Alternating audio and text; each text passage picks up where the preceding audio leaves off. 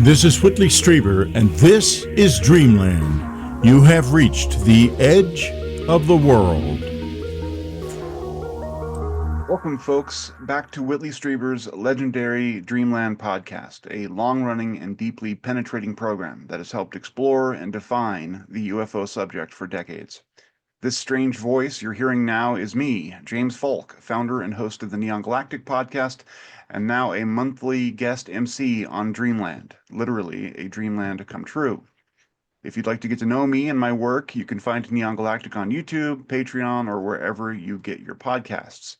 But it's an honor beyond words to be in this seat, helping to build with you all an understanding of how magnificent and complex this universe is, how ill-contained by limited dogmatic thinking, and how open it is to our engagement. So let's engage. Our guest today is a scientist, physicist, Dr. Kevin Knuth from the State University of New York at Albany, who has himself become a well-known figure in ufology, someone who works tirelessly to anchor the study of UAPs within the realms of rigor and hard science, doing his best to unburden this field from its past investigatory habits and establish a new paradigm of UAP research.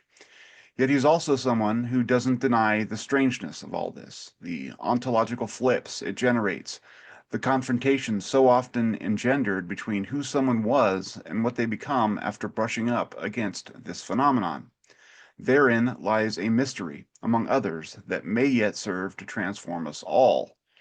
By braiding the threads of science, technology, consciousness, philosophy, and the human psyche, can we weave a rope strong enough to rappel down into the deep questions without getting so tangled up we ultimately hang ourselves? There's only one way to find out. Welcome to the show, Kevin. Oh, thank you so much for having me. It's an honor to be here. I'm a fan of yours, as a lot of people are. You represent, I think, sort of the quintessential combination of things that we desperately need in this subject in terms of a hard science background, a willingness to, kind of put yourself out there as an investigator and look for rigor, but at the same time, not dismissing out of hand things that might seem to, belie conventional explanation. You're willing to engage with the mystery, and I think that that's absolutely pivotal for where we're at and where we may be headed as a species. Let's start with who Kevin Knuth is, and I wanted to kind of ask about your love of science. I know you're an educator, so you're passionate about it, and your job is to basically infect young students with that similar passion. Talk about what brought you into science and what it is you love about the deep fundamental questions. I think what I love the most, I mean, what really drives me is I have this insatiable curiosity as to what is all this about? What's actually happening here? Who are we? Where do we live? What is the universe actually like? I mean, that is what's driven me pretty much my whole life. And was I, been confused by this as a child. Like, where did all this come from? What is all this about? What is happening here? And I think that's really what science should be about. And I have colleagues who are scientists who share that passion. Not all of them do, surprisingly. For many of them, it's a job, which just befuddles me. I'm like, this universe is amazing, and there are amazing things that happen, and I really want to understand that. Yeah. What was when did you know that you wanted to go into science as a career? Was there a particular, question that had amazed you as a kid and kind of brought you in, or was it just your general curiosity? Yeah, what brought you into the fold? Oh, that's hard to know if there's any one point. Both my parents were interested in science. My mom was very good at mathematics. She was a nurse, and at home she had hobbies of quilting, but she also really pushed me to study mathematics, which was good. I remember she for a high school project, she made like the platonic solids out of paper, figured out how to fold them and make and things like that. She was very proud of that, I remember. And so and both my parents were interested in science. My father was a wildlife artist. he also worked with troubled kids and autistic adults at some point later on. Um, but he was a wildlife artist and always loved wildlife. I learned bird watching from him starting at age 4. So I've been a bird watcher all my life. I'm used to identifying unidentified objects in the sky. So You know if the wings are flapping, right? I can tell. I can tell the difference. I Yeah. mean, when people say it's a gull, I've seen 21 species of gulls. I can tell whether it's a gull or not, and then go fast. Not a gull. I'm sorry.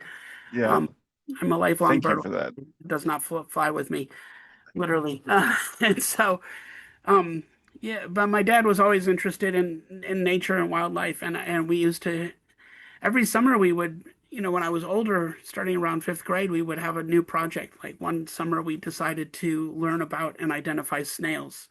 So we drove around to different lakes because you have different species of snails in different lakes, which I did not know until, we started doing that.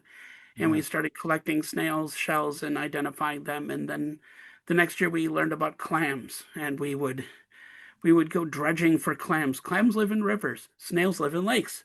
Um, Clams are not really and lake mollusks. They're mostly river, Yeah. which is also interesting. So, Yeah. um, and studied birds, clams, snails, grasses, learned to identify different grasses, flowers. Um, and so I've always been interested in wildlife, and he was always interested in teaching me about all sorts of weird things. I mean, I remember there was a Sasquatch or Bigfoot sighting up in Fremont, Wisconsin. I grew up in Wisconsin, and we drove up there to look for it one day, Oh, which that's cool. after the Yeah. sighting, yeah, we drove looking for it. I mean, we didn't find anything, of course, Yeah. but Well, and we that's didn't really the expect conundrum to. It there. was just mostly a fun outing, right?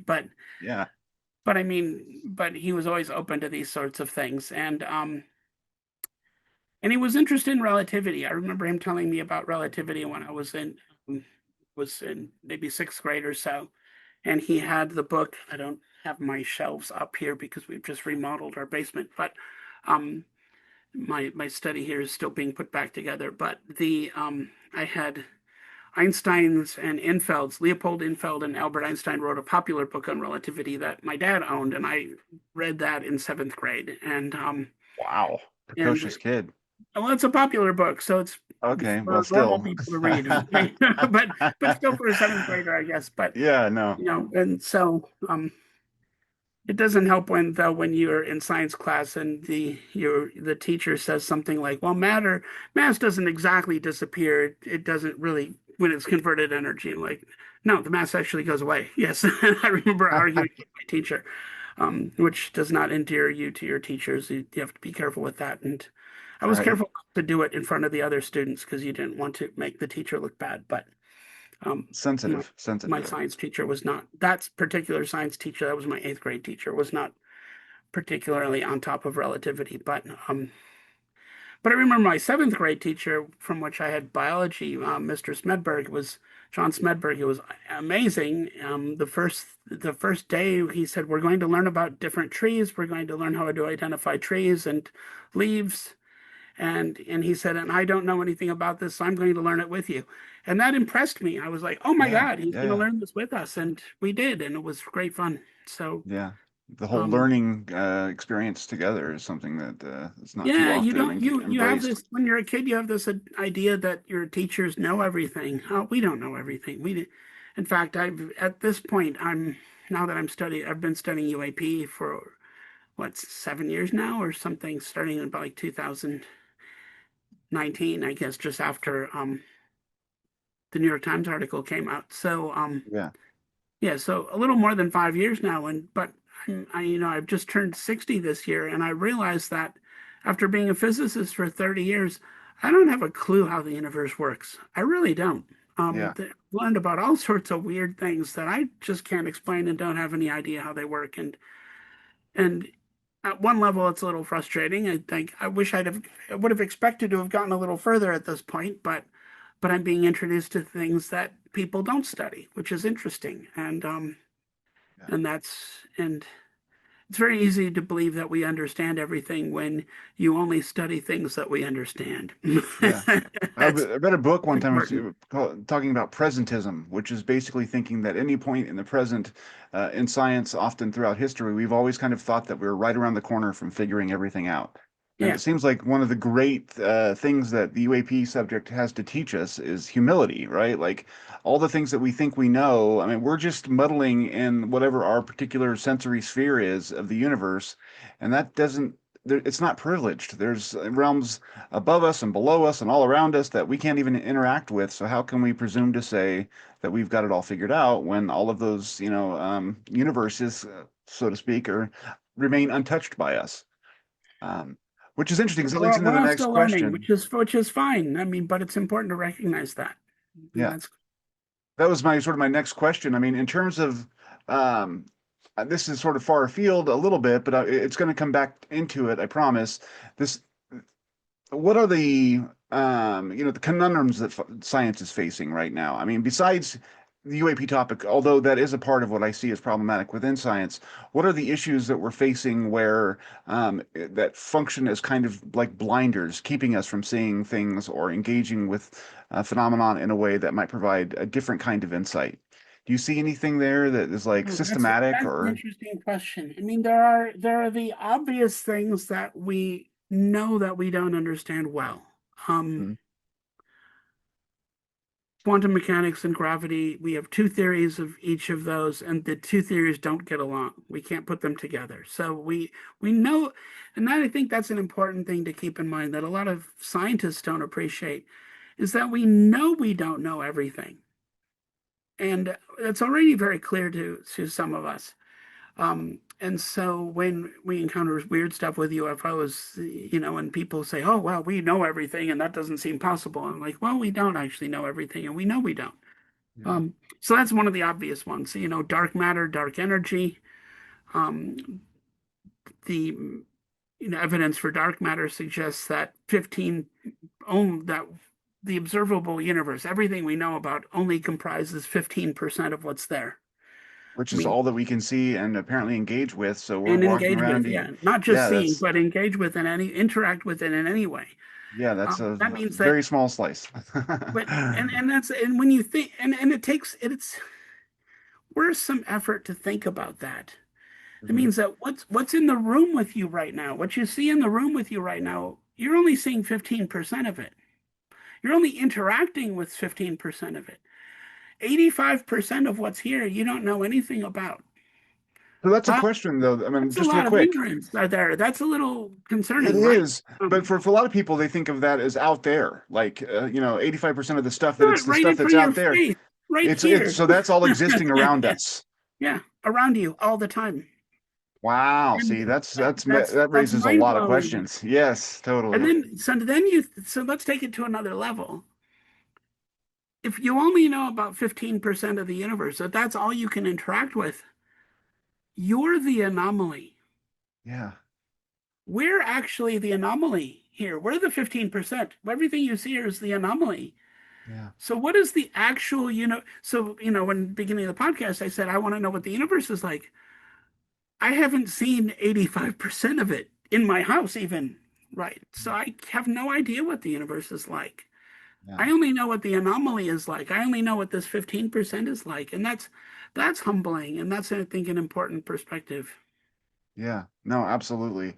And that sort of gets at, how I think the UAP topic is just the top layer or the most visible layer of this great sort of fundamental mystery that we're all trying to, I mean, people in this subject are trying to point, some attention toward, and wind us back from this idea that we are, so close to figuring things out. Um, yeah, I think that's an important point. And I think the other frontier has to do, I don't want to use the word consciousness. I don't like using that word because it's Okay, fair enough. when as a postdoc, I studied neuroscience for from 95 to about 1995 till around 2002 or 2003, and then I tapered off and went back to physics. But I studied neuroscience for that time, and Mhm. we called it the C word. You didn't study in the 90s. You didn't study consciousness. That was not allowed Yeah. in neuroscience, and now it's more popular. But we called it the C word back then. You don't study that, Yeah. and I think that that's an interesting. It's interesting that that's now being studied more, which is good. But I think that we still don't treat that as seriously as we ought to. We tend to we tend to belittle the human experience. Yeah. People say they experience something and we just belittle it, right? And especially when it's weird. And that's not really reasonable when you are human and the most important thing to you should be the human experiences, right? Yeah. So Absolutely. why do we belittle the thing that's actually most important to us? It's a very strange way of thinking, and there's something very wrong with our perspective there as well. Yeah. It's interesting with the consciousness question. I remember, sorry for using the word. I don't mean to swear. No, it's all right. It's a But technical term. It's all yeah, yeah, right. right. Bernardo Kastrup talks about ontological primitives, where you look at the root of everything that we know and everything we've ever experienced, anything remotely human has to come through the initial filter or genesis of consciousness. So it's always a fundamental part of what we're experiencing. And then Donald Hoffman talks about how our consciousness is actually may just sort of be a user interface that allows us to kind of interact with whatever reality may actually be. And in both of those ideas, it's fundamental, no matter how you consider it. But there's still a lot of folks out there who think it's what do you call it when it's basically well, what's that term? um, Epiphenomenon. There it is. A lot of syllables. That it's just, Yeah. something that it's kind of an illusion, that it's just rises out of the natural processes of the human brain and doesn't actually amount to much. It sounds like that's not what you think about it. But at the same time, there are a lot of leaps that get made with the term consciousness and sort of this topic and other topics that have to do with sort of metaphysics. What do you think about some of those things? I mean, is that also similarly problematic to your mind? I think it's hard. I think we have a lot to learn in that respect, and I think that I know basically nothing about it. I mean, Yeah. less than the 15% of what's in this room. Yeah. Now, so you teach at the State University of New York in physics. We were talking about your history and how you ended up a scientist. Um, was it the math with your mother that made you sort of open to it, or the early Einstein book? What got you into physics, which is really the most massive questions? I think it was the book written by Einstein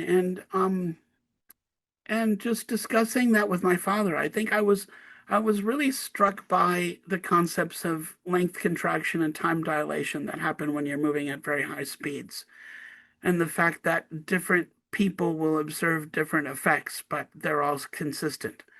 Yeah, Um, that and that's interesting too. I mean, in some yeah, sense, this goes back to the whole observer business, which is related to consciousness, right? I mean, yeah, you're so if you're traveling in a spaceship across the galaxy at close to the speed of light, for the people in the galaxy, they look at your ship and they see your time is going slowly, and you look at them and you see their time is going slowly.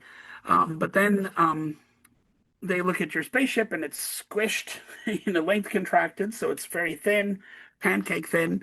And you look at the galaxy and the galaxy is squished. So how do you traverse the galaxy in a reasonable period of time at close to the speed of light? Well, it's very easy. For you, the traveler, the galaxy is squished in length and you don't have very far to go.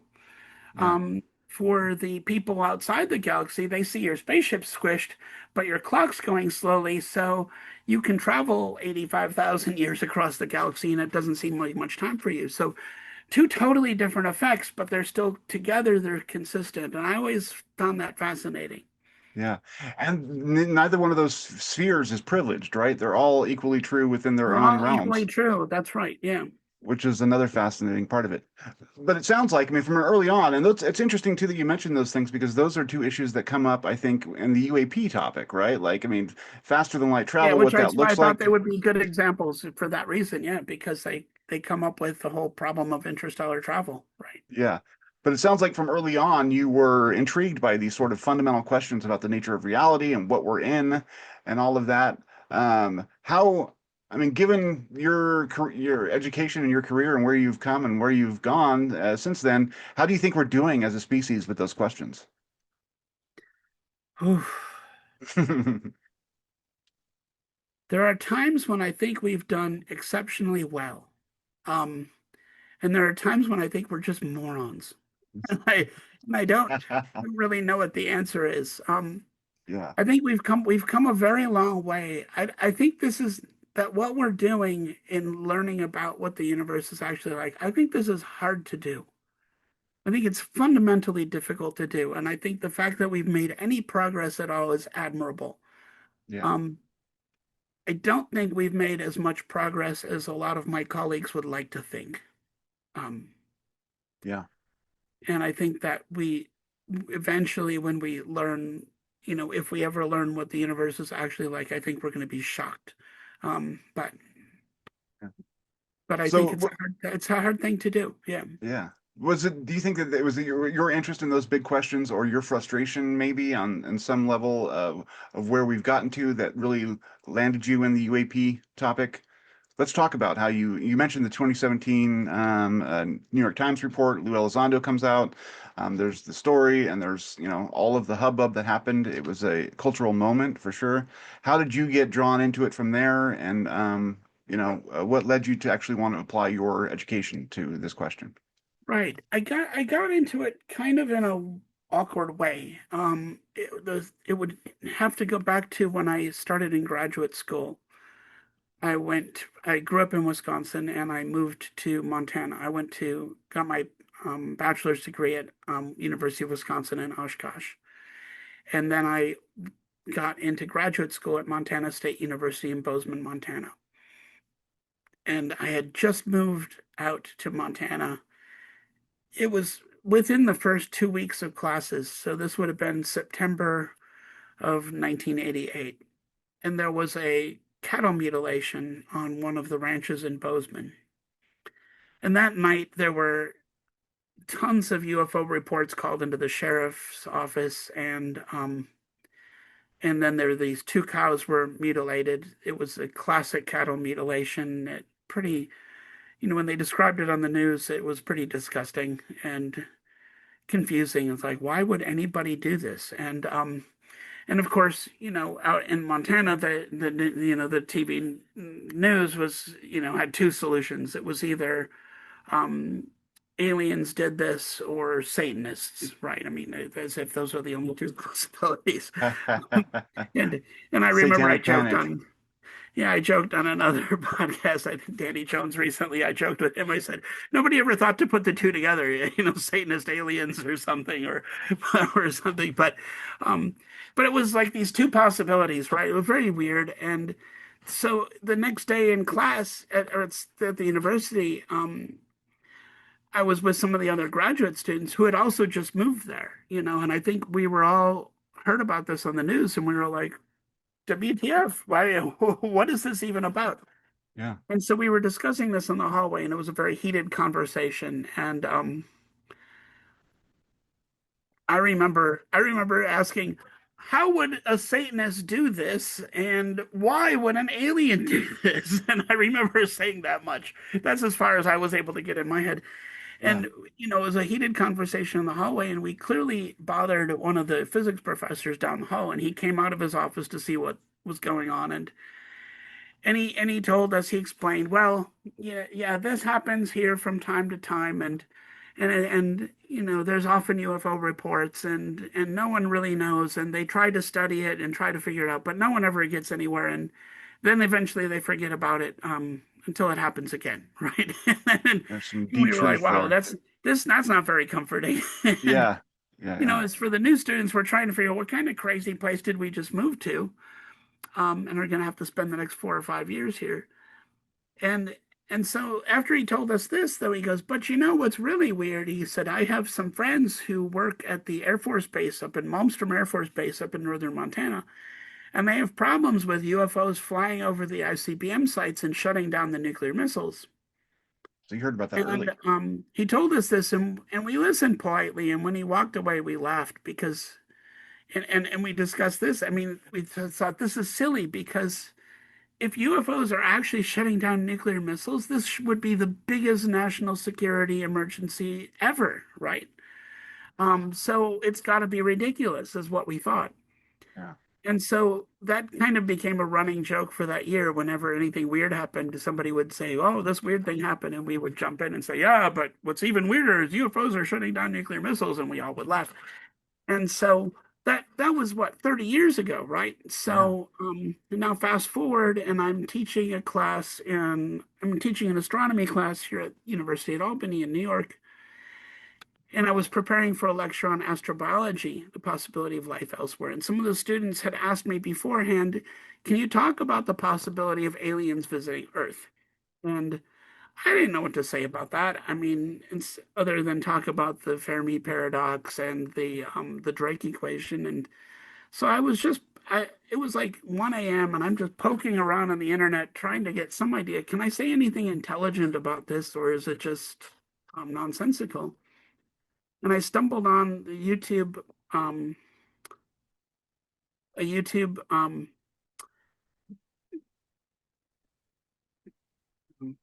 like a YouTube channel with Robert Hastings. Oh yeah, yeah. Um, it was his UFOs press and nukes. conference at the National Press Club in Yeah. 2010. Sorry, I was trying to put all that together in my Yeah, mind. yeah, no. I And appreciate it. it was his 2010. This is back. So this my class I was teaching was like 2015. So it's a couple years before the New York Times article. And I stumbled on the Robert Hastings press conference, and it consisted of maybe 6 people. Robert Salas was the first one to speak from Malmstrom Air Force Base about UFOs shutting down nuclear missiles. And I was like, whoa, whoa, wait a minute, I heard about this 30 years ago. I mean, Yeah. and it hadn't been in the news since, and there wasn't internet back when I heard about it. So this wasn't widely known, right? I thought I heard about this 30 years ago, and I start listening, and I'm like, holy cow, this has got to be real. I mean, it just kind of sank into my mind that this is a real thing, and this is a real problem. And Yeah. what really impacted me was the fact that I could see how nobody believed it was an emergency because it's so hard to believe. Yeah, and your initial reflex as a rational person is to just kind of make a joke and dismiss it because it Which seems is what like, we did back in grad school, yeah. yeah, like it would be But then the you story hear of the about this, century. and then Yeah. you realize that Robert Salas is talking about the events he's talking about happened in 1966, 20 years before I heard about it as an ongoing problem in 1988. And I'm like, well, wait a minute. Nobody makes this stuff up for 20 years. This is a whole different level of something. And so I think the urgency sank in. And so I thought somebody needs to look into this. So I started paying attention. That basically got my attention, right? And so I started paying attention. And I had been paying attention and reading about UFOs and this for a couple years before, just before the 2017 New York Times article that Helene Cooper, Ralph Blumenthal, and Leslie Kean wrote. Yes. Um, and when that came out, I was like, holy cow, this is all real. And this is Yeah. somebody, and I thought, somebody needs to actually study this. Scientists need to be on board with this. This is a big deal. And that's when the New York Times article came out, I thought, well, why don't you do it? I mean, why shouldn't I do it? Why should Yeah. I just point my finger and say they should? Neil deGrasse Tyson should get on this. I mean, it's not clearly not going to get on this, but or That guy anyway. Michio Kaku in when he's in A Tear in the Sky that we're in, and he says, he goes, it's about time. I'm like, well, and every time I see that movie and I hear him say that, I think, well, why wasn't Michio Kaku studying it? Why, Yeah. Yeah, yeah. but so Everyone I wants to pass the buck, except you took yeah, up the charge. but I felt the urgency, and so I didn't. I didn't pass the buck. I decided, well, let's see what I can do. And I thought the first thing I can do is I can at least look at a few cases and maybe estimate speeds and accelerations and get some idea of how anomalous these things are. Yeah. And so then I ended up writing the paper on characterizing, flight characteristics of UAP, and I had that paper and presented it and published that. So that's basically how it started. Yeah. Okay. We're going to take a brief break, and we'll come back in a few seconds and we'll continue this conversation. The Fourth Mind, Whitley Strieber's explosive new book. The first time alien anatomy, alien genetics, the alien brain, and the alien mind have ever been detailed publicly. Learn how they think. Learn what they believe. Learn what we mean to them. Learn when they are coming and why. Then, in Part 2, learn why we don't have powers like telepathy, levitation, and healing that they do have. Find out about the catastrophe that took our powers from us. Find out how we can regain them. The Fourth Mind, totally new, incredibly important. Get your copy today on Amazon. Available as a Kindle, hardcover, softcover, and an audiobook read by Whitley Strieber. The key. What can it mean? He came in the night. A long time ago, 1998, in a hotel in Toronto, and he said some of the most amazing things I have ever heard. In 1998, he warned us about climate change. The book Superstorm came from his warning. In 1998, he warned us about artificial intelligence. He said, if I was an intelligent machine, I would deceive you. He said many other things about God, about the nature of being human, about this journey of life, useful, valuable, wise things. I asked him about sin. He said sin is denial of the right to thrive. I have been thinking about that ever since.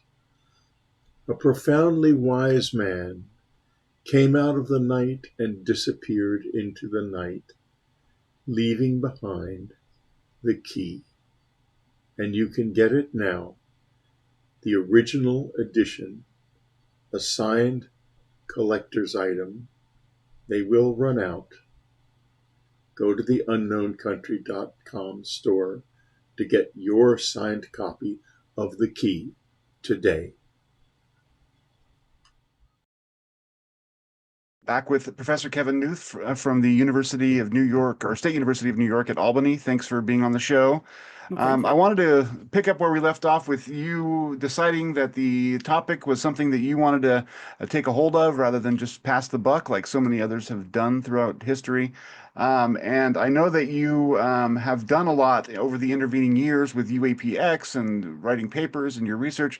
Let's talk a little bit about what you think are the highlights of, where the science has gone since those early days of 2017, and then ultimately getting into what's most exciting about the science in this moment.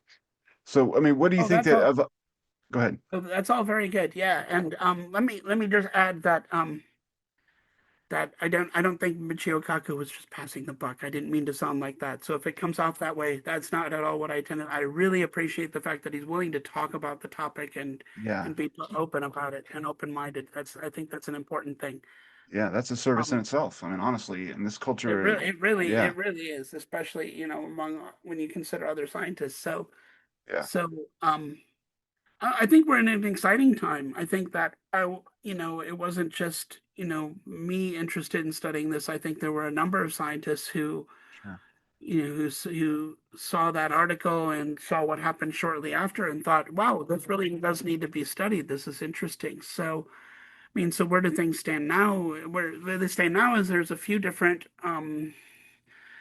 groups that involve academic scientists at universities. I mean, this is really wonderful and admirable. It's amazing that we can actually do this when you consider how taboo the topic had been. Yeah.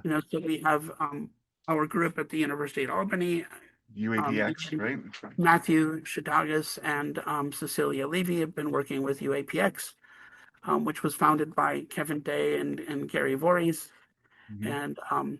and Jason Turner. They were all in the Navy at the during the Nimitz encounters. So we've worked with them. You've got the Galileo project at Harvard, which is not far from here, and Wes Waters, who has his sub project on Celeste, which was he's developing equipment to study UAP as well. And you have Hakan Kayal at the University of Würzburg in Germany, and they've been talking about putting, imaging equipment on satellites and actually putting equipment on Mars to watch for UAPs on Mars. I mean, that's a cool idea. I don't That is know. a fantastic It'd be idea. awesome if you could pull that off. That's really pretty amazing. And you've got Beatrix Villarroel, who's in Sweden, Yes. who's studying old photographic plates, looking for objects in orbit. So it's we've got a good number of academics trying to study UAPs. Gary Nolan at Stanford has been working to study materials, do material analysis. My colleague Matthew Shadagas at University at Albany has also been studying materials as well. So we now have that going on too. And so Quite the arsenal of bright minds doing the work. yeah, so we've got several academic groups at different universities who are working somewhat independently, but we know each other, we communicate. I mean, we're scientists. This is what you do. You communicate with each other, we share information, we talk about the equipment we're using, we talk about findings, we talk about difficulties and how we can do better. And there's now different coalitions like the Scientific Coalition for UAP Studies, which has people like Rich Hoffman and Robert Powell and others. And so scientists meet up there and talk about UAPs. You've got the Society for UAP Studies, SUAPS, which was founded by Mike Safone. Yeah. And I'm going to be giving the J. Allen Hynek lecture for SUAPS this coming weekend, this coming Saturday, Wow. which is free and open to the public. You can sign up and register and listen to me talk for another hour and a half or so. Yeah. One some paper that recently came out that you were an author of, and I think a lot of the people that you just mentioned were an author of, is the New Science of Unidentified Aerospace and Undersea Phenomenon. And you talk about the evolution of this science over the past intervening years. What would you say are some of the highlights of what that paper had to present? And because it was sort of a state of the science and the history, and how the methodology may have to change in order to move this subject beyond just substantiating its existence to actually accruing data that can be used for scientific analysis. Is that fair, do you think? Yeah, I think that's fair. And in fact, I think you hit on a key point in that one of the things that science does, science tries to rule out hypotheses. You don't really confirm or prove anything. You're ruling out other hypotheses until there's only one thing left, kind of like Sherlock Holmes does, right? Um, and a pseudoscience is a bit different. In pseudoscience, you're trying to prove a hypothesis. You focus on that hypothesis and you try to prove it. And I think that's where the study of UFOs and UAPs had difficulty in the beginning. And I think the study of anything weird or unusual has that difficulty in the beginning because you have to first convince people that this is an interesting phenomenon to study. So you have to prove that it's real, right? And that makes you look like a pseudoscience, no matter what that thing is. Yeah. If you're going to study the germ theory of disease, you've got to prove germs are real, and you've got to prove they cause disease before you can actually study them. Yeah. And so almost all sciences, when they go through this weird pseudoscience, this awkward pseudoscience phase, and that it can last for a long time. The study of continental drift it took about 100 years for that to become an actual study. It Yeah. didn't really become serious until after the Apollo astronauts put laser reflectors on the moon, and we could actually measure how fast the continents were moving. It took that to be able Yeah. to then treat that as an actual topic of study. I mean, however, kids all around the world, I mean, I noticed this. I got my first globe at like age 5, for Christmas. I got a big metal globe.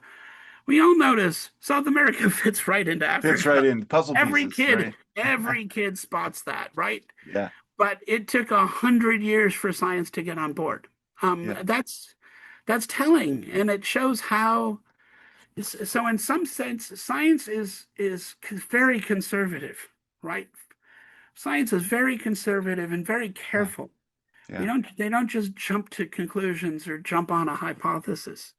And in some sense, that's good. That means you can trust science to be correct in many cases. But it also means science is really slow. It's slow to accept new ideas and slow to change. And that's problematic at times. And so there's difficulties there. So what's happened now is we've shifted the 2017 New York Times article, along with the release of the 3 Navy videos, and the fact that the Navy felt a need to get Congress involved because in 2015, they were having near daily encounters with UAPs and needed Congress involved to be able to do something. Those factors happening about the same time were enough to convince some people that this was real and needed to be dealt with. And that gave us the breathing room where we don't have to prove it's real right now. Yeah. We can instead dive in and start studying it. And the looking back, it's a good thing, because it's a good thing people did dive in and started studying it and started writing papers, because those papers now start to establish it as a science. Yeah. And so now we have published papers, published academic peer-reviewed papers that we can point to and say, no, this is a science, and we can go forward from there. So Intellectual momentum, you might call it. I mean, in terms of we made it past Yeah. that awkward pseudoscience stage. We got past that awkward pseudoscience stage. And now that means scientists can get involved and actually study it. Now the downside to this is that scientists have been ruining all the fun for 400 years, since the 1600s. I mean, we really are the least fun people, because if there is a prosaic explanation that's correct, we will find it. Yeah. Yeah. Well, that's the And- goal. I mean, But the goal is to find the truth, right? And so, Yeah. so in some cases, we're going to get debris that we want to analyze, and we're going to end, at least in one case already, debris that I helped look at. We found it was an airplane. It was an Yeah. actual airplane. It was not a crashed UFO. I'm sorry. Yes, that's not fun. It's not interesting. They're not as interesting. Yeah. Um, But you and get it out of the way and you excuse that question and you move on to the next one and the next one. then And we I look at the mean, next one and the next one. yeah. And, Yeah. and not all the debris that has been looked at is not interesting. Some of it's fascinating and Yeah. clearly not airplanes. And, that's what Matthew Shadaga is working on right now. So I don't want to talk about his work without him here. But he's already found some amazing things. And I think that's going to continue to happen. So in some It's sense, exciting. we scientists are going to ruin the fun, because not all unidentified objects are alien spacecraft. We already knew this, but we scientists are going to point that out again and again and again and again and again until there's a lot of disappointed people out there. Sorry, Yeah. but some of them appear that they might be, and so those are the ones we want to focus on, and that's where you really want to focus your energies. Now, the Tear in the Sky, you mentioned that it was a movie that you were prominently featured in, as was UAPX.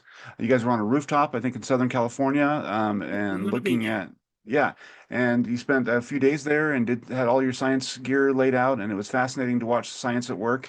I'm interested. Can you give us a sort of an overview of what you think is exciting about what your group has discovered, both through that process, but then in the years since? What can you point to as this is really exciting, or is it more of the the important work of saying, okay, well, that's not anomalous, but that's important that we recognize that that's also true. I mean, Yeah, well, that's a good question. I mean, the it's hard, and I remember saying this one to Matthew Shadagas when we arrived in Laguna Beach and first went up on the rooftop. We were both very excited. Oh, this is going to be so much fun. I wonder what we're going to see.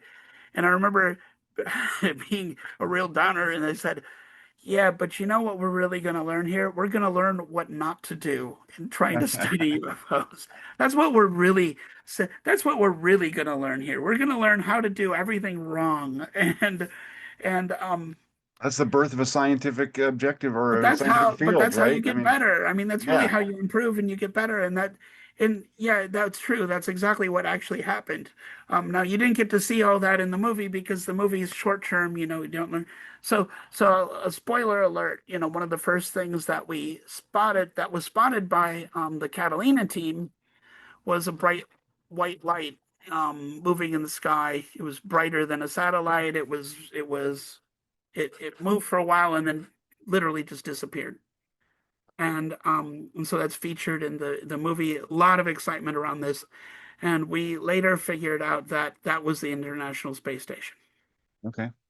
We actually, so yes, spoiler, it's a real spoiler. Yeah, it would have been cool for it to be a cool alien spacecraft that then disappeared, right? But Yeah, no, it went behind the terminator of the Earth. It went inside, behind the shadow of the Earth and then stopped yeah. reflecting sunlight, and you can't see it anymore.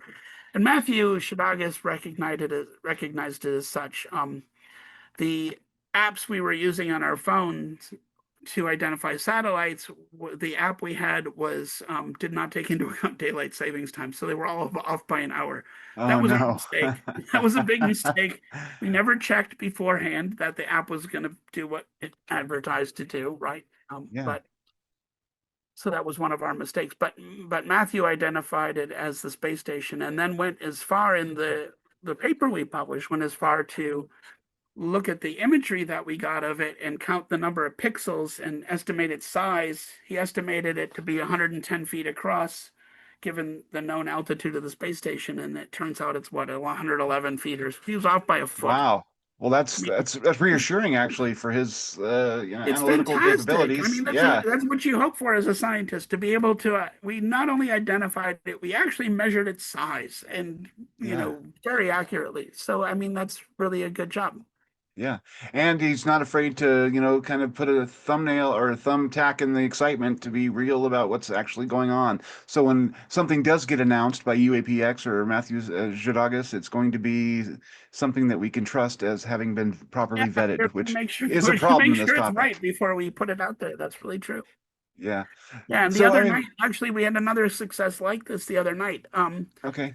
Cecilia Levy, Mhm. another professor at UAlbany who works with us, she messaged me and sent me a picture of a short video of an object she saw in the sky, a bright dumbbell-shaped object she saw in the sky, and she said it was moving.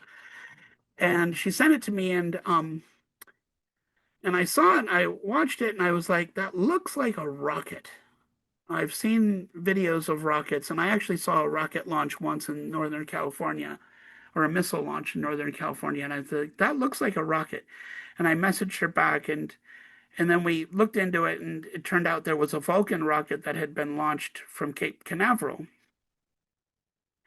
And then I thought, well, yes, you could see that, but I said, so I messaged her, but which way did you see it? Where in the sky was it? Which way was it going? And she goes, it was in the northwest and it was heading north. And I was like, that can't be the Vulcan rocket. The Vulcan rocket was launched in Florida and headed east out over Africa. Yeah. So from Albany, you're going to see it in the southeast. Are you sure it wasn't the southeast or south? And she goes, no, I'm sure it was the northwest heading north. And by that time we both kind of settled on the idea. This is where a skeptic deviates, right? A skeptic goes, well, clearly it's a rocket. There was a rocket launch that you saw it in the sky. There was a rocket, right? Yeah. And we were like, yeah, but it doesn't quite fit. It isn't a good fit. Yeah. It's in the wrong place. And it was about an hour later too. It was like, there's no way that thing, it's going into a standard orbit. It's a 90-minute orbit. That thing would have been over the Pacific by the time she would have been seeing it. So that didn't work. And it really bothered me. And so the next morning I messaged her right away when I woke up, and I said, can you go outside and verify the direction you saw it moving in? Because it doesn't all fit together in my head. And so she went and measured, checked it again. She goes, no, I'm sure it was the northwest headed north, and looked into it. And we found out that there was actually an Ariane rocket launched from Guyana in South America into a polar orbit sometime later that same day. And and that flew right over New York, right? It flew over the Midwest to the U.S. and would have been right where she saw it in the same heading. And then we pieced it together. We were like, it wasn't the Vulcan rocket; it was the Ariane rocket. So we had, and in fact, our local newspaper actually published that thing everybody saw in the sky was the Vulcan rocket. It actually wasn't. The picture they had in the newspaper wasn't. That was the Ariane rocket. But so that was a great. I was really proud of our team again because we didn't just latch on to the first prosaic explanation that kind of worked, right? Which is what a skeptic does all the time. We realized that doesn't fit all the data. You have to describe all the data, right? And that's where the eyewitness testimony comes in handy. I mean, she saw the thing heading north from northwest to north, and I trust that my colleague knows north from south, and so I have to believe that that couldn't have been the Vulcan rocket. And the further research showed exactly what it was. And we figured out what it was, which is what the whole goal is. So it was very good. In the history of UAPX, what do you think are the most anomalous results that you've gotten so far? Is there anything that stands out as particularly mysterious The that hole in you're the clouds is really weird. The still? hole in the clouds that you see in a tear in the sky is really Yeah. strange. Okay. There are little white dots in that photo in the video that we have. It's not a bug on the lens. It's not water evaporated. It's none of that. I did correlation plots. It's the hole in the clouds is correlated with the rest of the sky. Hmm. Something made a hole in the clouds, and there were about 54 little white dots in the hole. And if you measure the size of the white dots, they're about the same size as the Tic Tacs. Yeah. Wow. That were observed in the Nimitz. So we There's a don't cluster know. of these We're things. probably Yeah. never going to know what happened there. We're never going to know for sure what it was. They weren't seagulls. They were big. At that altitude of the hole, they would have been about 40 feet long. Yeah. So, Interesting. and so that was that was a strange thing we saw. It was also correlated with some radiation measurement. Some high energy particles were detected by our particle detectors. So What kind of particles, or is it? we Is don't that know what anything? kind of particles they were. Probably gamma rays or something like that. It was in that energy range. It was And that's pretty high odd, energy. right? I mean, to have It's like, very odd. It was within the yeah, same minute that happened. So wow, same minute. Okay. yeah. Now, one of the things I wanted to ask you about, because I know that you have a friendship or a relationship with Beatrice Villarreal and Vasco's work. That seems really exciting. Can you tell us a little bit about what you know of that? I mean, and how you view it? I mean, it seems to me that there's transients in the sky that are there for a little bit and then they disappear before we ever had any kind of travel up in space that would explain it by terrestrial means. And they disappear when they're in shadow. So I mean, yeah, how do you see it? That is tough. I find it intriguing and it's Yeah, interesting. And the difficulty is that you're getting snapshots of lights in the sky, and you can very rarely get a lot of information about a light in the sky. yeah, So it's hard. I wish we had more information, more data. Um, some of the things that she reports are interesting. I worry about the possibility of there being artifacts on the photographic plates, and so that has to be looked at very carefully just to double check and make sure. yeah. Um, but but I think it's a brilliant idea for a project, Mhm. and I wish her success. And I think it's one of those brilliant ideas that you have data collected by other astronomers that potentially shows something unusual, which won't be so easily discounted by the scientific community. So I think that's makes it important as well. It's interesting that there's correlations with some dates where, like, I guess the DC July, overflight like of the 1952 yeah, Washington flyover. Yeah, yeah, there are date correlations, and that's interesting too. So, yeah. yeah, I think this needs to be looked at very carefully. But like, I mean, I And get what it's you're saying with the lights in the sky thing, because if it's a there's not a whole lot of ways to get more information about what it is you're looking at. And so even though you exactly may it. Yeah, have evidence that it's there, there's no further steps you can take to kind of quantify what that is or determine its nature, right. other than, wondering at it. But I mean, I think that it does demonstrate this creative thinking that happens in this topic sometimes, where people are like trying to find ways to substantiate, the existence of these weird phenomenon and do it in a way that's sort of beyond typical, dismissal from skeptics. And that's one way to. There was nothing else in the sky or in space at that point that could have explained some of this stuff. So that would be a Right, which hard, makes it very you know, compelling, right? That's yeah. exciting. Yeah. Yeah. Now, what do you think? I mean, in terms of like, one of the things that's been a hot topic recently is the Galileo project with the new interstellar traveler that's coming. With Atlas coming through, yeah. Yeah, yeah, and there has been some criticism of Avi Loeb saying once again he jumps on the alien bandwagon. It seems to me that, from my perspective, he's not jumping on the alien bandwagon as much as making sure that that remains an option for explanation. But do you think He that's the wants to case? keep the And hypothesis on the table, and that's where it yeah, belongs. It belongs on the table. It belongs in people's minds. yeah, People need to consider that the possibility that somebody might send a probe into our solar system is a real possibility. That's yeah, all. I think that's all. That's really all he's saying. Um, yeah, and I think that, and he gets criticized for it quite a bit, but I think that, but that's a real possibility that people yeah, need to be aware of. Now, is this object different than other comets? Yes, it's different from other comets. That makes it more interesting, of course. Does it make it an alien probe? Well, maybe not. Maybe it's not inconsistent with the hypothesis as an alien probe, but so maybe that's interesting.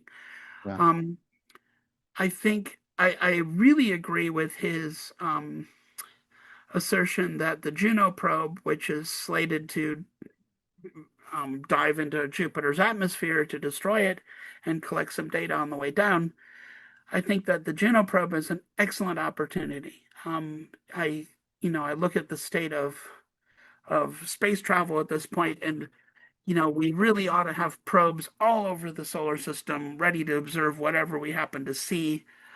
We ought to be able to catch up to these things. We ought to be able to make spacecraft that can catch up to interstellar objects. That would be excellent. But the fact that the Juno probe is positioned and could be used to fly by this thing, we should Hmm. do it. Not Yeah, because it might be an alien probe, but because it is would be the first interstellar object that we would have ever flown by and looked at. yeah. Sound That's science, no why matter we what. should study it. Yeah, it's Not sound because science, no not matter what. because Avi thinks it might be an alien probe. And I don't think and like I said, it's not that he thinks that, it's that he wants to keep that hypothesis on the table, and that's fine. But that's not the reason for flying by it. We should fly by it because it's an interstellar object and we should check it out. Yeah. One of the things that's been going on that everyone's sort of been noticing is the NASA has been going through a whole lot of, upheaval through budget cuts and whatnot. I know that you've worked with I have a NASA NASA and grant that we're always waiting for it to be cut. I mean, so far not. So far not. so far not. So Okay. far not. So But I mean, yep. if I was just going to ask, basically, I mean, like sending the Juno probe would require some quick thinking and some, I don't know what you want to call it, but an ability to kind of evolve to the science in a hard and fast way. Yeah. In your experience at this moment, is that something that could be accomplished, or? Oh, NASA scientists when I worked at NASA, they were the best people I've ever worked with. Smartest group of people I've ever worked with. I have no doubt that they're capable. Yeah, Um, if they wanted to do it, they could do it. The question is, is there going to be a drive, and is the administration going to let them do it? That's really what it comes down to. Yeah. So once again, it becomes a political question, and we'll see It's how it. yeah, it's more of that. Yeah. Now, Fully capable.